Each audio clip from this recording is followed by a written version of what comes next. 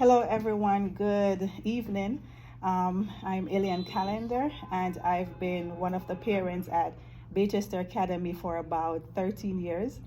I have two sons that have passed through Baychester Academy, and I have a daughter who's in the fourth grade now. When I thought about tonight and the instructions that we should talk about our experience at Baychester Academy and also our experience and to encourage women, the first thing that came to my mind was a memory of my oldest son. And so before I get to the encouragement part, I'm going to tell you a story, a true story, and then it will lead into that. So I am an entrepreneur, a teacher, and I'm also a domestic abuse awareness advocate. And that's the one that's important tonight. So going to the story now. My son, my oldest son, he's now 17, started Baychester Academy. And even before starting, he showed to be a very smart child. When he started, he was showing that he was smart as well when he started Baychester Academy. And then when it got to about the third grade, we just saw a decline, a huge decline. Started about second grade, but real huge decline when he got to the third grade. He wasn't able anymore to process the schoolwork. He wasn't able to concentrate.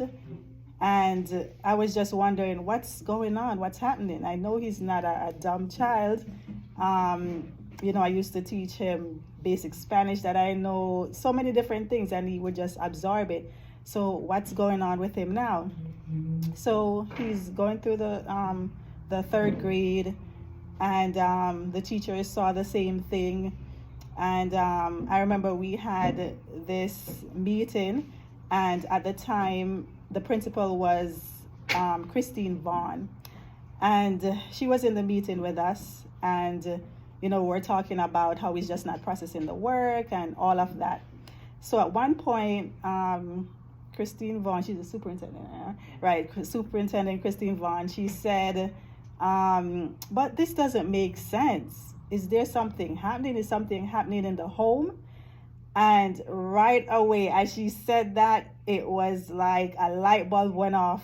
And I was like, oh my God. And right there, I realized why he started to decline like that, because of the domestic abuse that he was seeing in the home with me and his dad. And he has seen a lot. Hidden, verbal abuse, a lot. He has seen from even younger, from when, at a younger age, from before he started Baychester Academy. And he started at 4 years old. And right away, the light bulb just went off in my head. Because when you're going through it, when the woman is going through domestic abuse, they just think that it's just affecting them, right? Because they're the one getting yelled at, they're the one being told awful things, they're the one being physically hurt. So it's just affecting me, the woman, not realizing that it also affects your child, right? And so now I dare not say anything, even though I realize I dare not say anything at that moment, because there's my abuser at the table as well, right? And I'm going to go home with him. So I dare not say anything. So I kept it to myself, kept it to my heart, and it was painful. And fast forward, it's been 5 years now since I've escaped domestic abuse.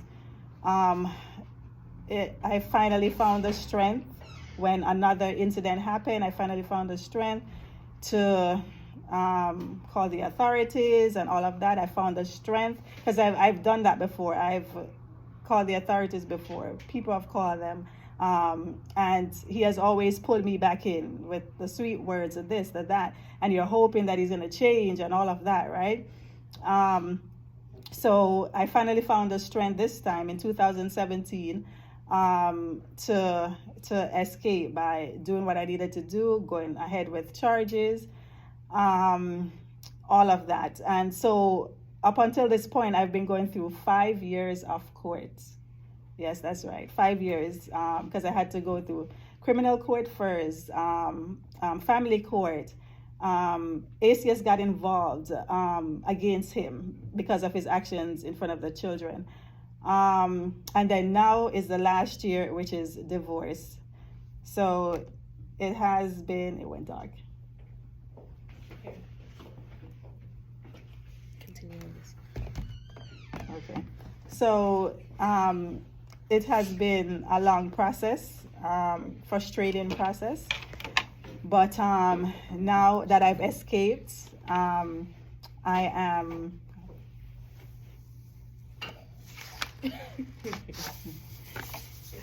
technical difficulties. You can keep talking. Okay. So now that I have escaped,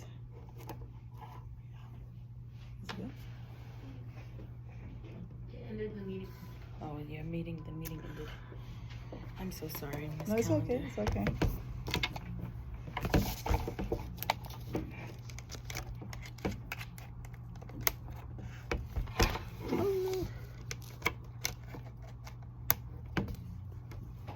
And that signs back. Okay, so we had technical difficulties, but we are back. All right. So I've escaped domestic abuse now, and the children are thriving. I'm thriving. It's been a long process, as I said, 5 years. I'm in the last year, which is divorce. And I've been doing things that I didn't know I was even capable of. I've started a business. I've also started business for my children. I'm speaking to other women, encouraging them out of domestic abuse, and so much that I'm doing that I didn't know I was capable of doing, because I even remember I had an in-home daycare, and I remember when the parents would come and pick up the children, he would, after they leave, he would say, "Oh, you don't know how to do business." He would listen, like my conversation with them, and he would say, "Oh, you don't know how to do business. You don't know how to do business," and all of that. And of course, all those words, you start to feel down about yourself and believe all of that, right? And now I'm doing like so much you wouldn't believe, and sometimes I can't believe it. I've just even launched my website, and also in this month, it's Women's Month, so I launched a women's empowerment t-shirt line, and my line is "I'm a voice," right? Because I don't know what your belief is, but God says I am a voice, and he's been trying to shut me up, yeah, in many different ways, but I will be speaking not just for my own self, but for other women. That's what it's all about, to help rescue other women.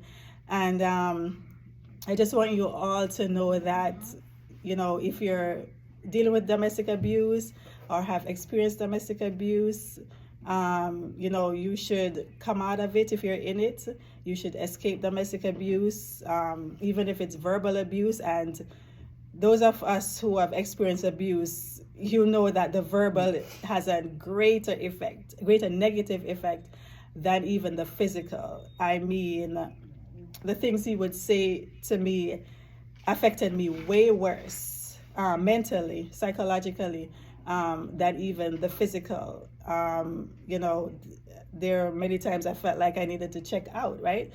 And we know what that means. You're kids, so I don't want to say the whole thing. But I want you to know that if you escape domestic abuse, you can make it. Sometimes we feel like, oh, what are we gonna do? How are things gonna work out? But it will. And have the conversations. I want to encourage parents tonight to have the conversation of domestic abuse with your children. That's a campaign that I'm planning to launch at some point this year. That the conversation, you need to have it with your children, to let them know that, let your girls know that, hey, you shouldn't be mistreated by a young man. If it's a teenage girl you have. You shouldn't be mistreated, and how a young man is supposed to treat you, you know, because they're actually teenagers who are experiencing domestic abuse from their boyfriends who are teenagers as well.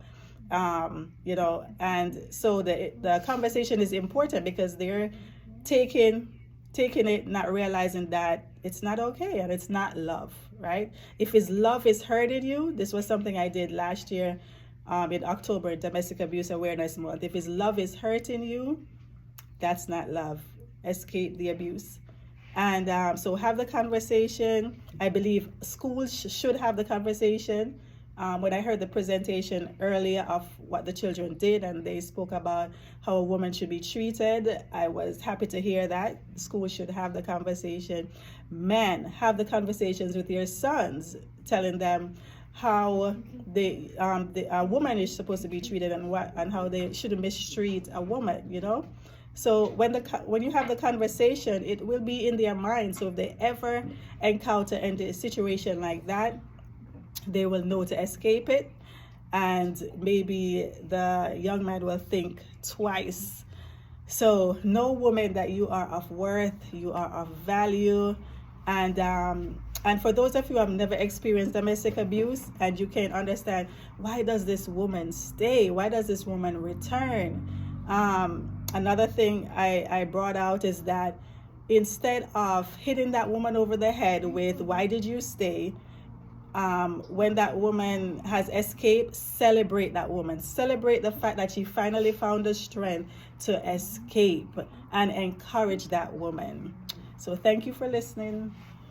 Thank you so much for sharing your story. Yes, you're welcome.